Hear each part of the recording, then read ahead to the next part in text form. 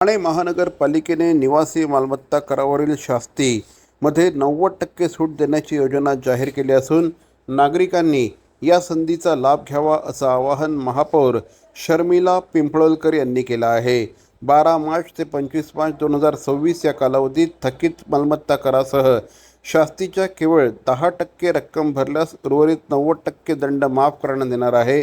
कर भरण्यासाठी प्रभाग संकलन केंद्रांबरोबरच महानगरपालिकेच्या संकेतस्थळावर ऑनलाईन सुविधा उपलब्ध आहे। तसंच गुगल पे, फोन पे, पेटीएम आणि भीम ॲपद्वारे देखील कर भरता येणार आहे। ठाणेकरांकडून ठाणेकर मला भेटायला आले होते आणि त्यांच्या समस्या होत्या की मालमत्ता जो कर आहे त्याच्यावर जी दंडात्मक वसुली केली जाते, तर त्यांच्याबद्दल आम्हाला सवलत मॅम दिलीत तर आम्ही ती भरणा लवकरात लवकर भरू।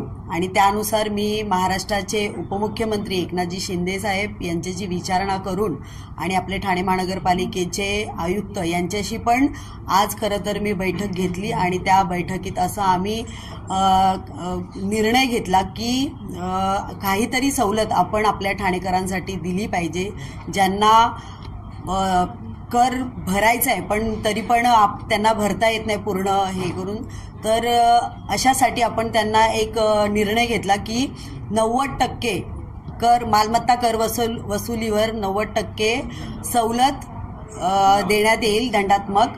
आणि आज ठाणेकरांना मला वाटतं तो दिलासा होईल आणि तसा निर्णय खरं तर 12 मार्च ते 25 मार्चपर्यंत आपण त्यांना ही सवलत दिलेली आहे आणि ती कशी वसुली होईल ते बघितल्यानंतर अजून पुढचे निर्णय पण आपण घेण्यात येतील।